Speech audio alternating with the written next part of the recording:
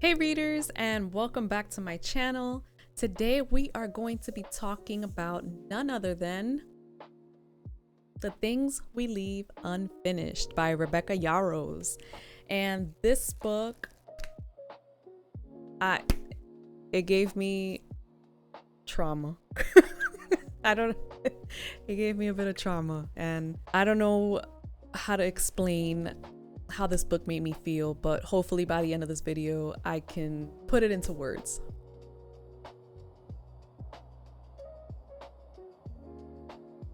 So what is this book about? Well, this book is about a 28-year-old named Georgia, and Georgia has a great-grand, and her great-grand's name is Scarlett, and Scarlett was an author.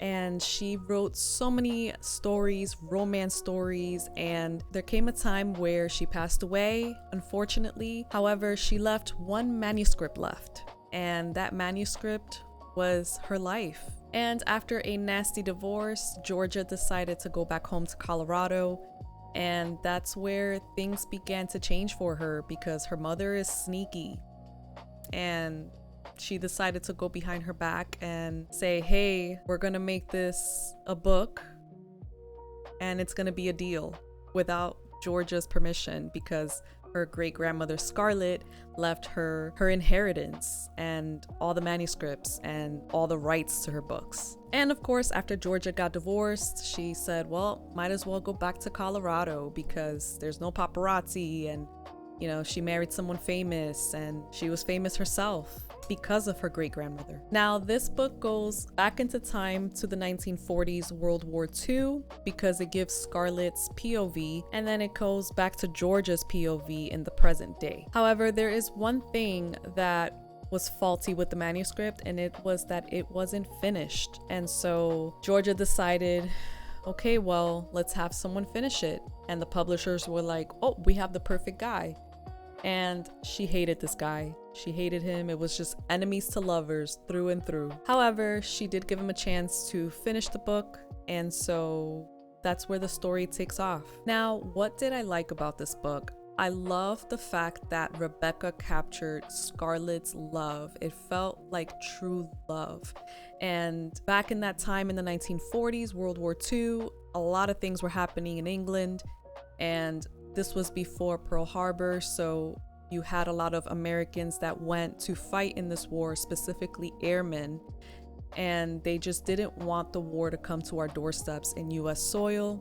Unfortunately, that's not what happened, and this story takes so many twists and so many turns, but I did love how their love was captured. It was a slow burn love. It was a love that you can only have once in a lifetime, and I felt it deep in my soul. I felt the love, the connection with Jameson. I grew to love these characters. It's a love that will stand the test of time. It's a love that doesn't wither over one little petty argument. It's a love that flourishes, that envelops you. What I also loved about this book is that it captured family drama so well. It captured what happens when a parent is absent. And I felt for Georgia because I had an absent father.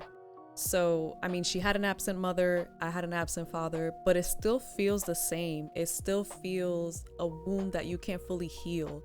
And also, you have the hope that that parent will realize, okay, like, I need to be a parent now, and it never comes. And so I understood Georgia in that way, and Ava, her mom, was an opportunist at every angle. Whatever brought her money, she would betray her daughter. And that is a relationship that was so dark. What did this book do to me emotionally? I felt that I should give kudos to every military spouse, because I felt the desperation of Scarlett, and Jameson being an airman in that time, World War II, against Nazi Germany, must have been so hard.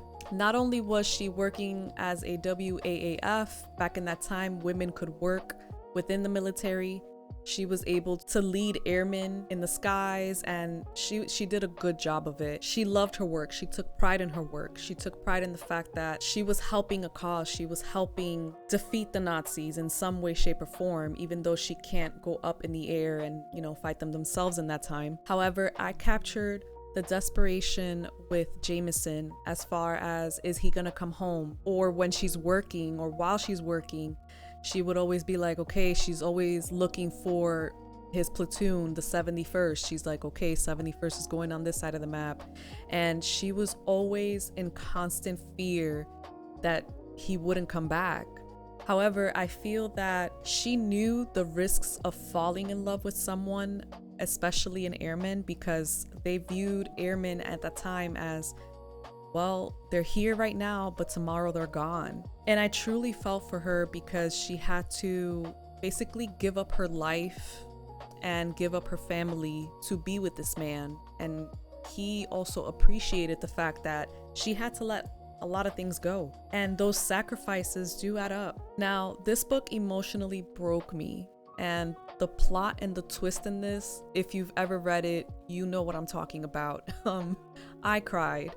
There was just so much uncertainty, so much sadness around the Stantons as a whole, as a family. I can't even imagine what it feels like to be a military spouse and to be on edge every single time, to wonder if your loved one is going to come home in one piece, if your loved one is going to be missing, or if your loved one dies out there. So I empathize and I feel for you, especially if you are military or are a military spouse. It goes both ways because Jameson was also like, I have to get home. I have to get home to Scarlett. I miss Scarlett and I miss my family. It is so hard, especially when you have a child in the mix as well. So I truly felt for them, and I felt that their love could withstand everything, but Rebecca Yarros pulled a whammy on me, and it made me so emotional. I was crying at like 1 a.m. But yeah, it definitely emotionally touches you. And I feel like this book was